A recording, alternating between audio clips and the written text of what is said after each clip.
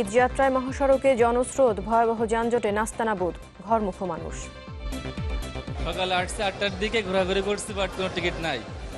কাউন্টারে যাচ্ছি, তারা কথাই বলছে না। গাড়ি নেই, সব গাড়ি আটকে দিয়েছি। যানজট ওই দৌলতদিয়া ঘাটে। ভোগান্তি কম রেল ও নৌপথে।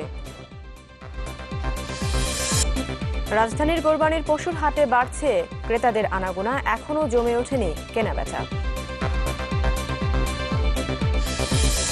জিয়ার সমাধিতে মরদেহ থাকা না থাকা নিয়ে রাজনীতিতে নতুন বিতর্ক, কবর সরালে আওয়ামী লীগকে চরম মূল্য দিতে হবে হুঁশিয়ারি বিএনপির। রাজশাহী বিশ্ববিদ্যালয়ের সাংবাদিকতা বিভাগের শিক্ষক আক্তার জাহানের মরদেহ নিজ বাসা থেকে উদ্ধার, মৃত্যুর কারণ নিশ্চিত নয়।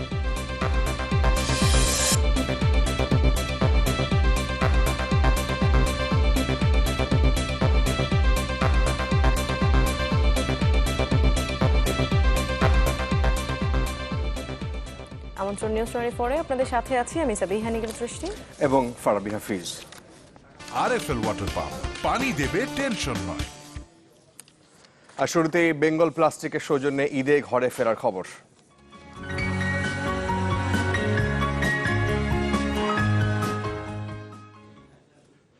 শিরোনামে শুনছিলেন দুর্ভোগ মাথায় নিয়ে ঢাকা ছাড়ছে মানুষ। গতকালের ভোগান্তি পিছু ছাড়ছে না আজকেও। মাটির টানে সকাল থেকে মহাসড়কে জনস্রোত নামলেও ভয়াবহ যানজটে নাস্তানাবুদ ঘরে ফেরা মানুষ। কোথাও কোথাও ঘন্টার পর ঘন্টা আটকে আছে যানবাহন। বিশেষ করে পাটুলিয়া দৌলতদিয়া এই নৌরুটে এখন পর্যন্ত কয়েক কিলোমিটার জুড়ে যানবাহনের সারি দেখা যাচ্ছে, আমাদের সহকর্মীরা জানিয়েছেন সেটা। তবে ভোগান্তি খুব একটা নেই রেল এবং নৌপথে। মোটামুটি সঠিক সময় ছেড়ে যাচ্ছে ট্রেন এবং লঞ্চ।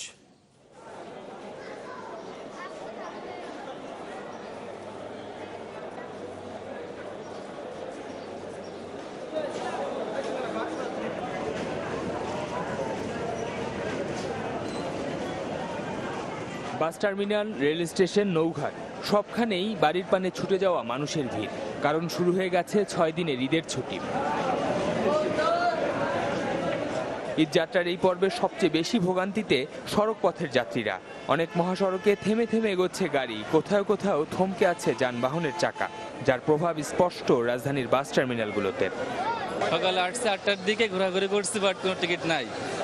কাউন্টারে যাচ্ছি, তারা কথাই বলছে না। আমরা এখানে গাড়ি ছাড়তে পারতেছি না, গাড়ি নেই, সব গাড়ি আটকে দিয়েছি। যানজট ওই দৌলতদিয়া ঘাটে। বলে যে অপেক্ষা করেন, ঘাটে যায় মাসবে, তারপর আসলে তো গাড়ি পাবেনি। অপেক্ষা করা ছাড়া তার কোনো উপায় নাই। বিশেষ করে ঢাকা থেকে উত্তরবঙ্গ যাওয়ার পথে চন্দ্রামোড় ঘিরে আছে শত শত বাস। ভেতরে জায়গা না পেয়ে অনেকে রওনা হয়েছেন বাসের ছাদে চড়েই। গাজীপুরের তেতুইবাড়িতে সড়ক পরিবহন ও সেতু মন্ত্রী বলেন, মহাসড়কে উল্টো পথে চললে সে যেই হোক তার বিরুদ্ধে কঠোর ব্যবস্থা নেওয়া হবে। পুরোপুরি স্বস্তিদায়ক করতে পারবো এমন আশ্বাস আমি দেব না। তবে পুলিশকে বলা হয়েছে রং সাইডে যারাই যাবে, তিনি মন্ত্রী হন, এমপি হন, ভিআইপি হন, যেই হন, তার বিরুদ্ধে সাধারণ মানুষের বিরুদ্ধে যে ব্যবস্থা নেওয়া ঠিক একই ব্যবস্থা নেওয়া হবে। অপেক্ষমান যানবাহনের সারি রয়েছে মাওয়া ফেরিঘাটের সামনে। ঘন্টার পর ঘন্টা বসে থাকার পরও ফেরিতে উঠতে না পেরে অনেক যাত্রী নদী পার হয়েছেন ছোট লঞ্চ কিংবা স্পিড বোটে। পাটুরিয়া ফেরিঘাটে তৈরি হয়েছে কয়েক কিলোমিটারের যানজট। শুক্রবার বিকেলের পর মানুষের ভিড় বেড়েছে সদরঘাট লঞ্চ টার্মিনালে। লঞ্চ টার্মিনাল পরিদর্শন শেষে নৌপরিবহন মন্ত্রী সাংবাদিকদের প্রশ্নের জবাবে বলেন, বৃষ্টি হলে ঝুঁকি নিয়ে কেউ ছাদে উঠত না। এটা 9 মাস চলছে, এই 9 মাসের মধ্যে এখন পর্যন্ত কোনো লঞ্চ দুর্ঘটনা ইনশাল্লাহ ঘটেনি, লঞ্চডুবিতে প্রাণহানি হয়নি। এবং আমি আশা করি এটাকে আমরা এই বছর সম্পূর্ণরূপে আমাদের অক্লান্ত পরিশ্রমের ফলে। তবে সে তুলনায় ভোগান্তি কিছুটা কম রেলপথের যাত্রীদের। দু একটি ছাড়া বেশিরভাগ ট্রেনই সকাল থেকে সময় মতো ছেড়ে যাচ্ছে কমলাপুর রেল স্টেশন। দেশের বাড়িতে যাচ্ছি, এটাই আনন্দ, কষ্ট করে যাচ্ছি। সবার সঙ্গে ঈদ করবো, ভালোই লাগতেছে। ট্রেন সময় মতো আসছে, কিন্তু সিট পাওয়া যাচ্ছে না। সবকিছু ঠিকঠাক থাকলে শুক্রবার রাত পর্যন্ত দেশের বিভিন্ন গন্তব্যে ঢাকা থেকে ছেড়ে যাবে ৭৯টি ট্রেন। শফিকুল ইসলাম সবুজ, চ্যানেল 24, ঢাকা। 100 বছরও কিচ্ছু হবে না। A1 থ্রেড পাইপ, লাইফ যাবে, পাইপ যাবে না। দর্শক, আমরা গ্রামে ফেরা মানুষের খোঁজ খবর জানবো। ঢাকা থেকে যারা বাড়িতে ফিরছেন তারা কিভাবে ফিরছেন, তারা কতটা স্বস্তির মধ্য দিয়ে ফিরছেন, আমরা একটু খোঁজ খবর জানবো তাদের। আমাদের সহকর্মীরা রয়েছেন গাজীপুরের চন্ডা থেকে একজন, আশিকিন প্রিন্স, এবং গাবতলী থেকে হাসান শুভ্র আমাদের সাথে যোগ দিচ্ছেন। প্রথমেই গাবতলী থেকে শুভ্র, আপনার কাছে জিজ্ঞাসা করি, দৌলদিয়া নৌ রুটে বিশাল বিশাল জ্যাম বলা হচ্ছে। যারা এই রোড দিয়ে যাচ্ছেন গ্রামের দিকে, অর্থাৎ খুলনার দিকে কিংবা বরিশালের দিকে কিংবা ফরিদপুরের দিকে, সবাই বলছেন মোটামুটি 3-4 ঘন্টার রাস্তা তারা 10 থেকে 14 ঘন্টা 18 ঘন্টা পর্যন্ত দাঁড়িয়ে আছেন। কি বলছেন তারা আসলে?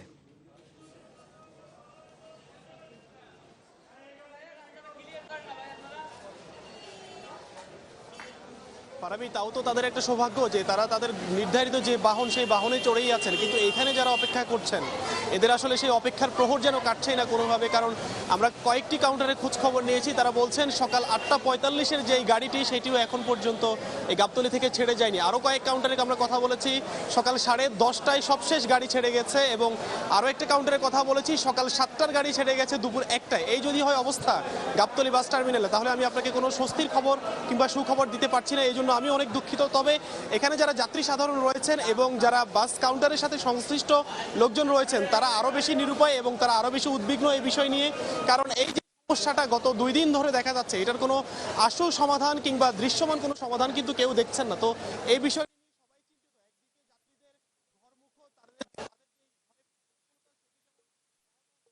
লোকসানের থেকে বড় বিষয়টি এখন যেটা হচ্ছে, লাখো মানুষ এই শহর ছেড়ে তাদের মাটি টানে ঢাকায় ফিরে যাচ্ছেন। তাদের কাছে একটার দিনে গাবতলী বাস টার্মিনালে বসে থাকা মানে অলস সময় পার করা, আর আপনি জানেন অপেক্ষার সময় কাটতেই চায় না, এটাই স্বাভাবিক, কিন্তু কোনোভাবেই যেন তাদের এই অপেক্ষার সময় কাটছে না। যতই সেই সময়টা গড়াচ্ছে ততই তাদের এই অপেক্ষার প্রহরটা দীর্ঘ থেকে দীর্ঘতর হচ্ছে। 12-13 ঘন্টা তারা এই অপেক্ষার সময় কাটছে না, যতই সেই সময়টা গড়াচ্ছে ততই তাদের এই অপেক্ষার প্রহরটা দীর্ঘ থেকে দীর্ঘতর হচ্ছে। 12-13 ঘন্টা তারা এই গাবতলী বাস টার্মিনালে বসে আছেন, ঠায় বসে আছেন, দাঁড়িয়ে আছেন। এখান থেকে না পারছেন তারা নড়তে, না পারছেন তারা বিকল্প কোনো পদ্ধতিতে তারা তাদের গন্তব্যে ছুটে যেতে। শুধু আজকে যারা এটার সম্মুখীন হচ্ছেন বা এই ভোগান্তি পোহাচ্ছেন তারাই কিন্তু নয়, এই ভোগান্তিটা কিন্তু আগামীকালকে যারা বাড়ির উদ্দেশ্যে রওনা হবেন তাদের জন্যও কিন্তু একটি অশনি সংকেত। কারণ এখন যে বাসগুলো আসবে সেগুলো তারা আজকের যে যাত্রী রয়েছেন তাদেরকে আগামীকালকে সেই সেবা দিতেই বাস মালিকদের হিমশিম খেতে হবে। তাহলে আগামীকালকে যারা ঘরমুখ যাত্রী রয়েছেন যারা ফিরে যাবেন তাহলে তারা কিভাবে যাবেন? সুতরাং লম্বা একটা ভোগান্তির মুখেই কিন্তু পড়তে হচ্ছে, এটি নির্দ্বিধায় বলতেই হয়। তবে এখন সবাই তাকিয়ে আছেন যে ওইখানে যে যানজট বা যে জটলা সৃষ্টি হয়েছে এটি আসলে কর্তৃপক্ষ কি করছে, এই সমাধানের দিকে সবাই তাকিয়ে আছে।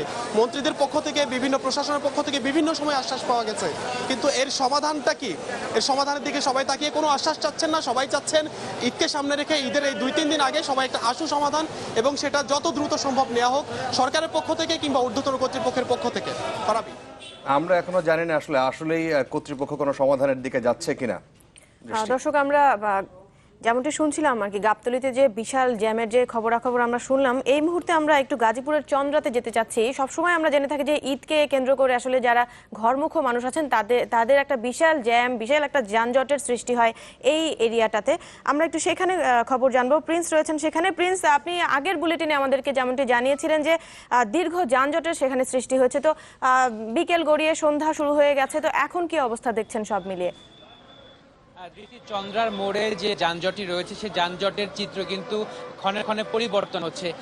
সন্ধ্যা 6টা পর্যন্ত এই চন্দ্রা মোড়ে যানজট মোটামুটি নিয়ন্ত্রণে ছিল, যান চলাচল স্বাভাবিক ছিল, কিন্তু সন্ধ্যা 6টার পরে যান চলাচলে ধীরগতি চলে আসে এবং তীব্র একটা যানজটের সৃষ্টি হয়। অর্থাৎ 1 ঘন্টা যানজট ছিল, তীব্র যানজট ছিল 6টার পরে। কিছুক্ষণ আগে যান চলাচল আবার শুরু হয়েছে, তবে অত্যন্ত ধীর গতিতে এই চন্দ্রা এরিয়াটা ক্রস করছে উত্তরবঙ্গগামী বিভিন্ন বাস।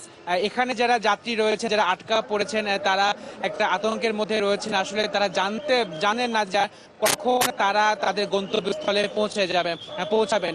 দৃষ্টি, আপনি জানেন যে উত্তরবঙ্গের বিভিন্ন জেলাতে স্বাভাবিক সময়ে পৌঁছাতে সময় লাগে 4 থেকে 10 ঘন্টা, কিন্তু এখন এই যানজটের কারণে যারা বাড়ির উদ্দেশ্যে রওনা দিয়েছেন তাদের গন্তব্যস্থলে পৌঁছাতে 16 থেকে 18 ঘন্টা লাগছে। অর্থাৎ এই যে দীর্ঘ সময়ে যাত্রীদের বিভিন্ন দুর্ভোগের শিকার হতে হচ্ছে এই রাস্তাতে।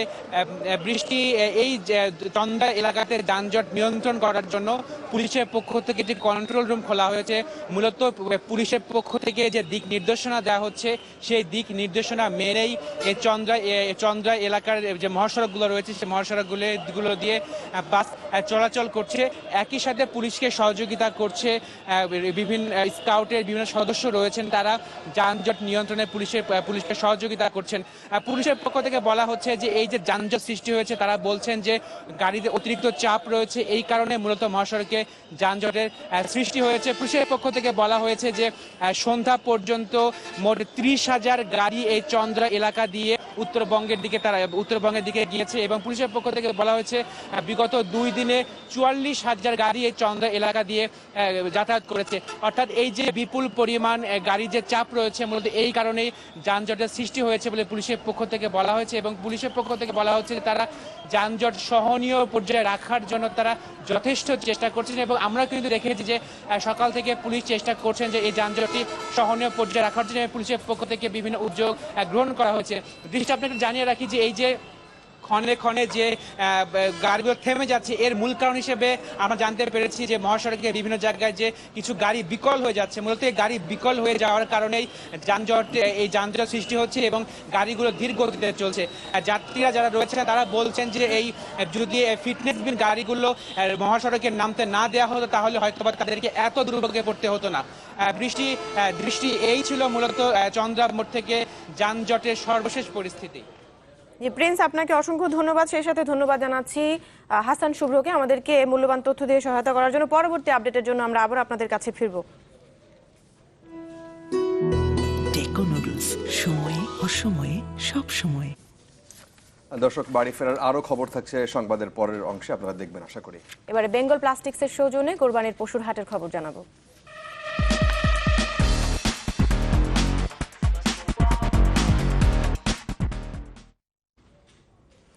এখনও পুরোপুরি জমে ওঠেনি রাজধানীর পশুর হাট। ক্রেতারা ধারণা নিচ্ছেন দামের বিষয়ে। বাজেট অনুযায়ী মিললে পশু কিনেও নিচ্ছেন কেউ কেউ, তবে সেই সংখ্যা কম। বেশিরভাগ ক্রেতার অভিযোগ, হাটে পর্যাপ্ত পশুর আনাগোনা থাকলেও বিক্রেতারা গতবারের চেয়ে অনেক বেশি দাম হাঁকছেন, আর বিক্রেতাদের দাবি ন্যায্য দামই চাইছেন তারা। ইর্তিজা নাসিম সৌরভের রিপোর্ট। কোরবানি ঈদ মানেই হাট ঘুরে পশু কেনার আনন্দ। প্রতিদিনই পশুর সংখ্যা বাড়ছে ঠিকই, কিন্তু সেই তুলনায় নেই ক্রেতাদের সাড়া। অনেকেই আসছেন হাট ঘুরে পশুর দামের বিষয়ে ধারণা নিতে। সাধ্যের মধ্যে মিললে কিনেও ফেলছেন কেউ কেউ। ক্রেতাদের অভিযোগ, বাজারে যথেষ্ট পরিমাণ পশুর যোগান থাকলেও গতবারের তুলনায় এবার দ্বিগুণ দাম হাঁকাচ্ছেন বিক্রেতারা। প্রায় ডাবল। গতবার যে গরুটা বিক্রি হয়েছে 80,000, এবারে গরুটার দামই চাই 1.5 লাখ। দামটা অনেক বেশি, গতবারের তুলনায় আমার মনে হচ্ছে যে 2 গুণ বেশি। সেটা আসলে এখনো বিক্রি করার মন মানসিকতা নাই, অনেক বেশি দাম বলতেছে। বিক্রেতাদের অনেকেই বলছেন পশু লালন পালন সহ যাবতীয় খরচ বেড়ে যাওয়ায় দাম বাড়তি, আর 2-1 দিনের মধ্যেই বাজার জমে উঠবে এমন আশা তাদের। আজকে তেমন ক্রেতা নাই, মনে করেন বেচাকেনা ইনশাল্লাহ আগামী দিনে হইতে পারে। এবার গরুর দাম একটু বেশি হবে, কেননা সারা বছর আমরা মাংসের চাহিদা পূর্ণ করেছি দেশীয় গরু দিয়ে। গরুর দামটা বেশি, এই জন্য মনে করেন যে গরুর যে খাদ্য খোরাক 1 কেজি ভুসি মনে করেন 40 টাকা কিনতে হয়। গাবতলী পশুর হাট পরিদর্শন শেষে পুলিশ মহাপরিদর্শক বলেন, পশুবাহী গাড়িতে চাঁদাবাজির অভিযোগ পাওয়া গেলে কঠোর ব্যবস্থা নেওয়া হবে। মহাসড়কে গরুর গাড়ির চাঁদাবাজির কিন্তু কোনো অভিযোগ আমি পাইনি। আমাদের পরিষ্কার ইনস্ট্রাকশন দেওয়া আছে প্রত্যেক জেলার এসপিকে, কোথাও যদি কোনো চাঁদাবাজি হয় 0 টলারেন্স।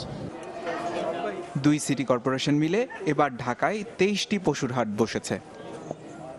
ইর্তিজা নাসিম সৌরভ, চ্যানেল 24, ঢাকা। পবিত্র ওমরা পালন করছেন বিএনপি চেয়ারপারসন বেগম খালেদা জিয়া। স্থানীয় সময় বৃহস্পতিবার রাতে তিনি ওমরা পালন করেন। এ সময় খালেদা জিয়ার সঙ্গে ছিলেন তার ছেলে তারেক রহমান, 2 পুত্রবধূ জুবাইদা রহমান ও শর্মিলী রহমান। এছাড়া ছিলেন বিএনপি চেয়ারপারসনের উপদেষ্টা ও মধ্যপ্রাচ্য বিষয়ক বিশেষ দূত এনামুল হক চৌধুরী, তথ্য প্রযুক্তি বিষয়ক সম্পাদক শরীফ শাহ কামাল তাজ সহ দলটির অঙ্গ সংগঠনের নেতাকর্মীরা। এ সময় দেশ ও দেশের মানুষের মঙ্গল কামনা করে দোয়া করেন বেগম জিয়া।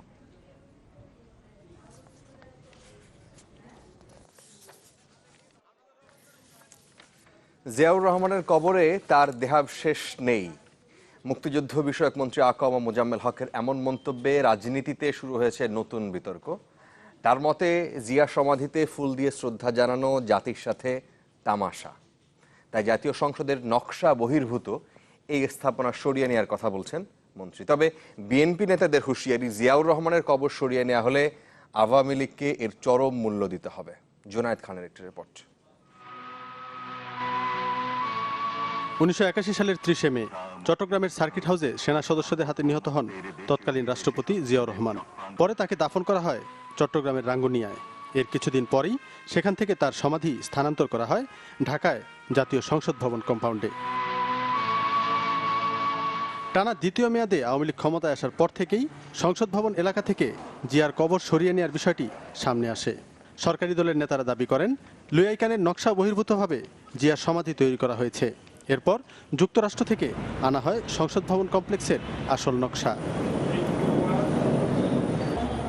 সবশেষ বৃহস্পতিবার রাজধানীতে এক অনুষ্ঠানে মুক্তিযুদ্ধ বিষয়ক মন্ত্রী চ্যালেঞ্জ ছুড়ে দিয়ে বলেন, জিয়ার কবরে তার দেহাবশেষ নেই। ডিএনএ পরীক্ষার মাধ্যমে এটি প্রমাণের দাবিও জানান তিনি।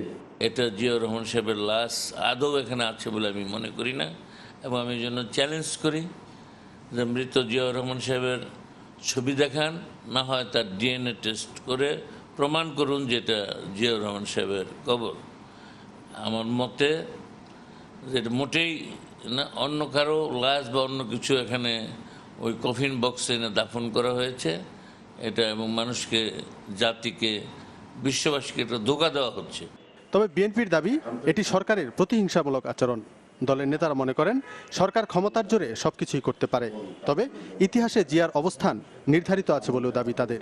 মন যা চায় তাই বলতেছে, যা মন চায় তাই করতেছে। এটা একমাত্র কারণটা হলো যে তাদের পক্ষে একটা বিরাট শক্তি কাজ করতেছে। দেশের জনগণকে তারা তোয়াক্কা করতেছে না, মানুষের মতামতকে তোয়াক্কা করতেছে না। বিরাট শক্তি, এটা ওই ভাষণের নাম সবাই জানে, মুখে না আনলো। বিরাট শক্তিটা কিছুই না, পার্শ্ববর্তী দেশ। এটা কে না জানে, কে না বোঝে, সবাই বোঝে। এদিকে শুক্রবার বিকেলে মহানগর বিএনপির বিক্ষোভ সমাবেশে দলের নেতারা হুঁশিয়ারি দেন, জিয়াউর রহমানের কবর সরিয়ে নেওয়া হলে আওয়ামী লীগকে এর চরম মূল্য দিতে হবে। জিয়াউর রহমানের মাজার যারা সরিয়ে ফেলতে চায়, যারা আহম্মকের স্বর্গে বাস করছে, জিয়াউর রহমানকে ওইখান থেকে সরাতে হলে তাদেরকে অনেক মূল্য দিতে হবে।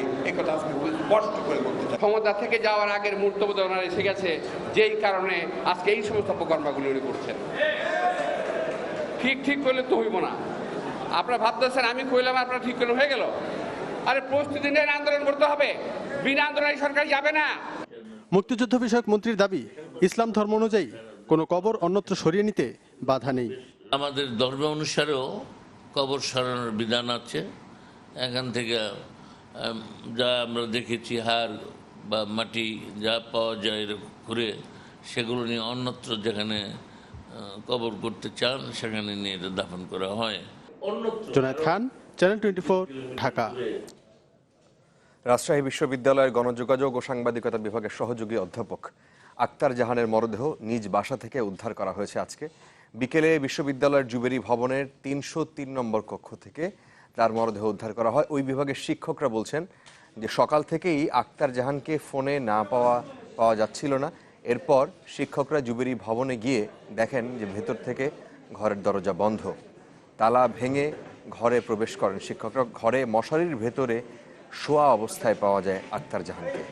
তাকে রাজশাহী মেডিকেল কলেজ হাসপাতালে নেওয়া হলে চিকিৎসকরা মৃত বলে ঘোষণা করেন। সহকর্মী গোলাম সাব্বির সত্তারকে ফোন করেছিলেন ওনার ছেলে। তারপরে আমরা খোঁজ পেয়ে পুলিশ নিয়ে আমরা রুমে যাই, যে রুম ভেঙে দেখি যে উনি মশারির মধ্যে শোয়া অবস্থায় আছেন। পরে মেডিকেল কলেজে লাশ নিয়ে আসা হলো। কর্তব্যরত চিকিৎসক এটা আইসিইউতে পাঠান এবং মৃত ঘোষণা করে। এ বিষয়ে আরো একটু বিস্তারিত জানাতে রাজশাহী মেডিকেল থেকে সরাসরি যোগ দিচ্ছেন আমাদের সহকর্মী আবরার শাহির।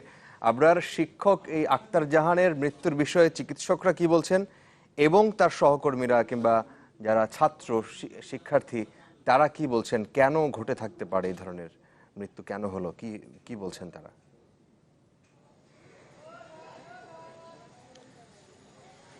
আমি শুরুতেই বলি যে ছুটি শুরু হয়েছে 2 দিন, সুতরাং ছাত্রের সংখ্যা খুবই কম।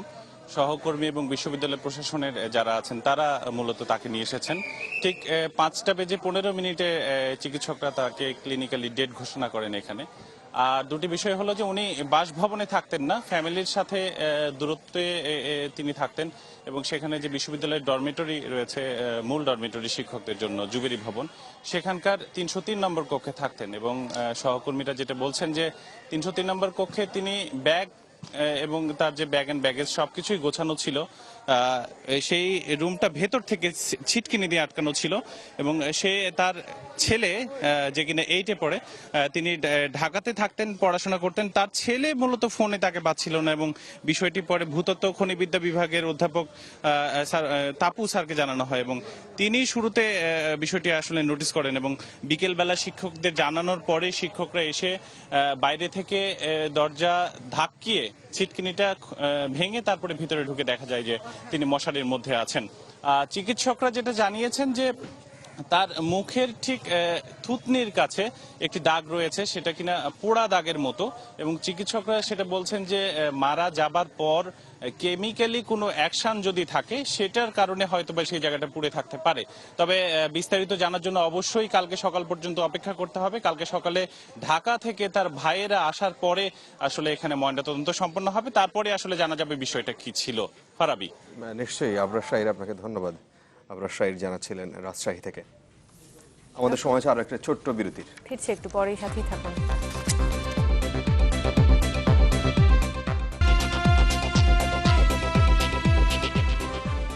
আরো একবার আমন্ত্রণ। দেখছেন নিউজ 24।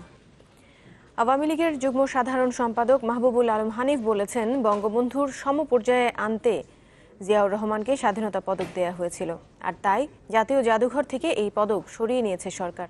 দুপুরে কুষ্টিয়ার সাংবাদিকদের এই কথা বলেন তিনি। বিএনপি যখন রাষ্ট্রক্ষমতা ছিল তখন এই স্বাধীনতার পদকটা দিয়েছিল। বঙ্গবন্ধু এবং জিয়া রহমানকে দুজনকে একসঙ্গে স্বাধীনতার পদক দেওয়ার তাদের একটা দূরভিসন্ধি ছিল যে বঙ্গবন্ধুর সমপর্যায়ে সমকক্ষ করার জন্য জিয়া রহমানকে নিয়ে আসার জন্য এই ধরনের পদক দেওয়া হয়েছে। কিন্তু স্বাধীনতার এই পদকটা জিয়া রহমানকে দেওয়া যে ভুল ছিল, বর্তমান সরকার সেই ভুলটা সংশোধন করেছে। আবারও ঈদে ঘরে ফেরা মানুষের খবর। এবারে বিমানবন্দর রেল স্টেশন থেকে যোগ দিচ্ছেন সারোয়ার সুমন। সুমন, সারাদিনই মোটামুটি সঠিক সময়েই বলা চলে যে ট্রেন ছেড়ে গেছে, কি পরিস্থিতি আপনি দেখছেন?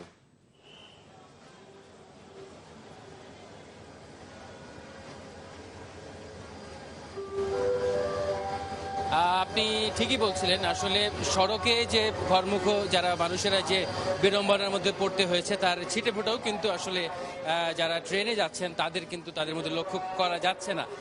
ভিড় আছে, অতিরিক্ত চাপ আছে, এটি যেমন সত্য এবং অন্যবারের মতো যে চিরাচরিত দৃশ্য আমরা যেমনটি দেখি সেই দৃশ্য এখনও আছে। ট্রেনের ছাদে করে প্রচুর মানুষ জীবনের ঝুঁকি নিয়ে তারা কিন্তু যাচ্ছেন। তবে একটি ব্যাপার বলে রাখা দরকার ফারাবি, আসলে দক্ষিণবঙ্গগামী কিংবা সিলেট চট্টগ্রামে যে ট্রেনগুলি যাচ্ছে সেগুলি কিন্তু অপেক্ষাকৃতভাবে মানুষের কম ভিড় দেখা যাচ্ছে, কিন্তু উত্তরবঙ্গের দিকে যেগুলি ট্রেনগুলি যাচ্ছে, এমনকি সিরাজগঞ্জের পাবনার দিকে যে ট্রেনগুলি যাচ্ছে সেগুলি কিন্তু অপেক্ষাকৃত বেশি যাত্রী দেখা যাচ্ছে, যাত্রীর চাপ দেখা যাচ্ছে আসলে। আর আরেকটি ব্যাপার আমি একটু দেখাতে চাইবো, আসলে এই মুহূর্তে একটি ট্রেন এলো, এটি আসলে খুব সম্ভবত আমি যদি ভুল না করি 11 সিন্দুর এক্সপ্রেস, যেটি ময়মনসিংহের দিকে যাচ্ছে। এই ট্রেনটিতে তেমন আসলে ভিড় দেখা যাচ্ছে না। তবে একটি ব্যাপার আসলে বলে রাখা দরকার ফারাবি, জীবনের ঝুঁকি যেভাবে লোকজনেরা নিচ্ছেন আসলে এটি মানে সামাল দেওয়ার মতো পরিস্থিতি কিন্তু আসলে রেলওয়ে কর্তৃপক্ষের একেবারেই নেই, কারণ সব দিক দিয়ে স্টেশনে প্রবেশ করা যায় এবং আসলে কিভাবে ট্রেনের ছাদে ওঠা এটি ঠেকাবেন এটি কিন্তু আমি তেমন দেখা যাচ্ছে না। তো সব মিলিয়ে পরিস্থিতি যেমনটি আসলে ফারাবি, সেটি প্ল্যাটফর্ম কখনোই ফাঁকা হচ্ছে না এবং সারা রাত ধরে এরকম ট্রেন আসতে থাকবে, সেগুলোই আসলে আমার ধারণা যে এরকম যাত্রী বোঝাই হয়ে যাবে।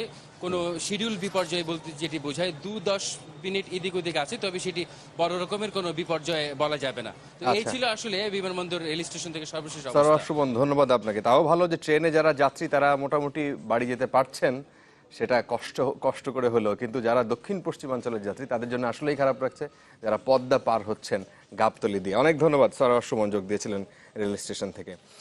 ঈদের আগে চড়া রাজধানীর নিত্যপণ্যের বাজার, সপ্তাহখানেকের ব্যবধানে আরেক দফা বেড়েছে মশলার দাম, অস্বাভাবিক বেড়েছে লবণের দাম, তবে কিছুটা স্থিতিশীল ভোজ্য তেলের বাজার, সামান্য বেড়েছে পোলাওর চালের দাম।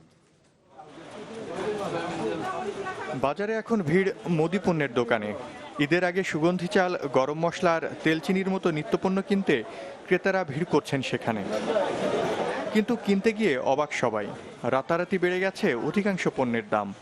ঈদের যে আনুষঙ্গিক সদাই এগুলো সব কিনা হয়েছে, যেমন পোলার চাল, তোল, ডাউল, সাবান, এভরিথিং সবকিছু। রাত একটা না ঘুরতেই দেখি যে 5 টাকা বেশি, 440 টাকা। চিনি, দেশি চিনির দাম, টিসিবির চিনির দাম 70 টাকা বলে, 55 টাকা রে।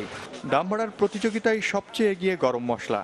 2 সপ্তাহে এলাচের দাম বেড়েছে কেজিতে 500 টাকা করে। অন্যান্য মশলারও একই অবস্থা। অথচ মাংস রান্নার এই পণ্যের দাম বাড়ার যৌক্তিক কারণ জানা নেই বিক্রেতাদের। গাড়ি ঘোড়ার কারণে একটু বাড়তে পারে, এরকম এভাবে কিন্তু বাজার কোনো মালের শর্টও নাই, প্লাস কোনো মাল বাড়েও নাই। এলাচি কোয়ালিটি হলে 5-6টা, একটা 150-200 করে বাড়ছে, আর আদার্স সব দাম নিয়ন্ত্রণে আছে।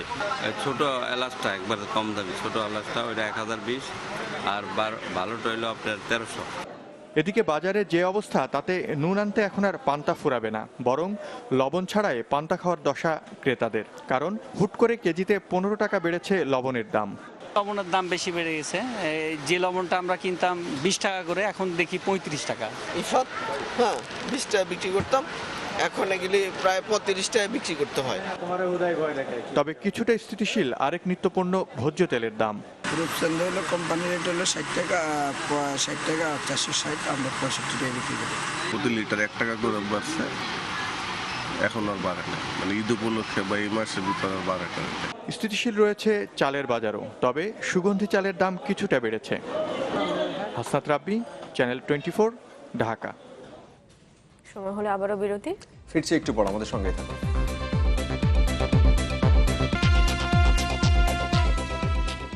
আবারও ফিরে এলাম, আপনারা দেখছেন নিউজ 24। কুষ্টিয়া ইসলামী বিশ্ববিদ্যালয়ের নিখোঁজ 53 শিক্ষার্থীর প্রাথমিক তালিকা তৈরি করেছে কর্তৃপক্ষ। বিশ্ববিদ্যালয়ের উপাচার্য ডক্টর হারুনুর রশিদ আসকারী এই বিষয়টি নিশ্চিত করেছেন। আগামী 20 সেপ্টেম্বরের মধ্যে এসব শিক্ষার্থী কিংবা তাদের অভিভাবককে যৌক্তিক কারণ দেখিয়ে রেজিস্ট্রার, প্রক্টর অথবা ছাত্র উপদেষ্টার কার্যালয়ে লিখিত জবাব দিতে নির্দেশ দেওয়া হয়েছে। আর তা না হলে তাদের বিরুদ্ধে ব্যবস্থা নেওয়ার কথা জানিয়েছেন উপাচার্য।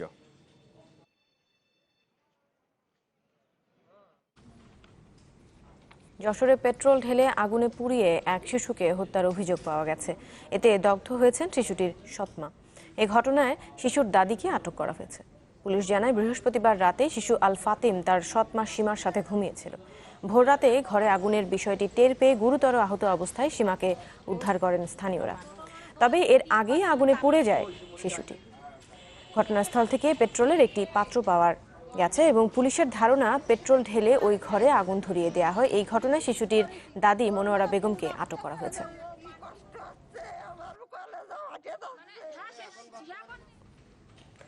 কুমিল্লার 14 গ্রামে সড়ক দুর্ঘটনায় 3 জন নিহত হয়েছেন, আহত হয়েছেন অন্তত 4 জন।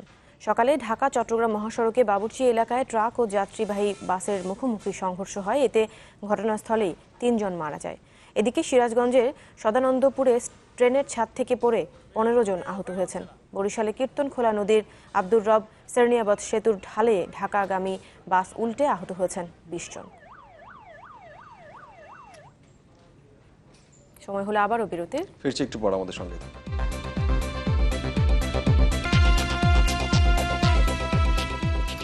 আরো একবার আমন্ত্রণ, আপনারা দেখছেন নিউজ 24। দেশের বাইরের খবর জানাবো। হজের মূল আনুষ্ঠানিকতার বাকি আর মাত্র একদিন, তাই বিশ্বের বিভিন্ন প্রান্ত থেকে আসা হাজিদের পদভারে মুখর এখন পবিত্র নগরী মক্কা। তবে এবারও বাংলাদেশি হাজিরা পড়েছেন নানা বিড়ম্বনায়। পানি, আবাসন সহ নানা বিষয়ে অব্যবস্থাপনার অভিযোগ উঠেছে বেশ কয়েকটি হজ এজেন্সির বিরুদ্ধে। হজের বাকি আর কয়েকদিন, এরই মধ্যে মুখর হয়ে উঠেছে পবিত্র নগরী মক্কা। বাংলাদেশি হজ যাত্রীদের সেবায় এবছর কাজ করছে ডাক্তার, নার্স সহ 480 জনের একটি টিম। তবে অভিযোগ উঠেছে নানা বিড়ম্বনার। কয়েকটি বেসরকারি ট্রাভেল এজেন্সির প্রতারণায় মক্কায় গিয়ে দুর্ভোগে পড়েছেন কয়েকশো বাংলাদেশি। আমরা নামা শুধু ঘরের মধ্যে আজকে 4 দিন ধরে আবদ্ধ, ঠিক জেলখানার মতো। পালায় থাকবো, কাবা শরীফের পাশে সব রকম এগ্রিমেন্ট ওরা করছে যে আমরা হারাম শরীফে যাওয়া তো দূরের কথা, কোনো কিছু আমরা ঘর থেকে বের হইতে পারছি না। 40,000-এর মতো মনে হয় হাজির গড় নিচে ওইদিকে বিভিন্ন ট্রাভেল এজেন্সির মালিকেরা ওগুলাতে হাজিরা অনেক কষ্ট পাচ্ছে, ওইদিকে রাস্তাঘাট খোলা নাই। একটি এজেন্সির প্রায় শতাধিক হজ যাত্রী 3 দিন পর্যন্ত না খেয়ে থাকতে হয়েছে। তাদের রাখা হয়েছে কাবাঘর থেকে 7 কিলোমিটার দূরে পাহাড়ের উপর। বললাম কেন এই অপরাধের জন্য 3 দিন পর্যন্ত আমাদের খাদ্য বন্ধ ছিল। অভিযুক্ত ট্রাভেল এজেন্সির বিরুদ্ধে কঠোর ব্যবস্থা নেওয়ার কথা জানিয়েছেন মক্কায় বাংলাদেশ হজ মিশন। কোনো এজেন্সি যদি হজযাত্রীদের সাথে কোনো রকম প্রতারণা করে কিংবা তাদের সাথে যে চুক্তি সেই চুক্তি মোতাবেক যদি সেবা না দেয় তাহলে আমরা তাদের বিরুদ্ধে কঠোর ব্যবস্থা গ্রহণ করব। চলতি মৌসুমে তাপমাত্রা তুলনামূলক বেশি থাকবে বলে জানিয়েছে সৌদি আবহাওয়া অধিদপ্তর। জিকা ভাইরাস মোকাবেলায় নেওয়া হয়েছে বিশেষ ব্যবস্থা। Desk report, channel 24। ভারতের ওড়িশার অঙ্গুল জেলায় একটি যাত্রীবাহী বাস সেতু থেকে খাদে পড়ে গিয়ে অন্তত 21 জন নিহত হয়েছেন। আহত হয়েছেন কমপক্ষে 30 জন। বাসটি বৌদ্ধ থেকে আথার মাল্লিক যাচ্ছিল। আহতদের স্থানীয় হাসপাতালগুলোতে ভর্তি করা হয়। এদের মধ্যে অন্তত 15 জনের অবস্থা আশঙ্কাজনক। বাসটিতে আথা মাল্লিক কলেজের বেশ কয়েকজন শিক্ষার্থী ছিলেন। বেঁচে যাওয়া এক যাত্রী জানিয়েছেন যে বিপরীত দিক থেকে সাইকেলে একটি শিশু এসে পড়ায় তাকে বাঁচাতে গিয়ে চালক নিয়ন্ত্রণ হারিয়ে ফেলেন। বাসটি সেতু থেকে 50 ফিট নিচে খাদে পড়ে যায়। এই ছিল নিউজ 24-এ। অনেক ধন্যবাদ এতক্ষণ আমাদের সাথে থাকার জন্য।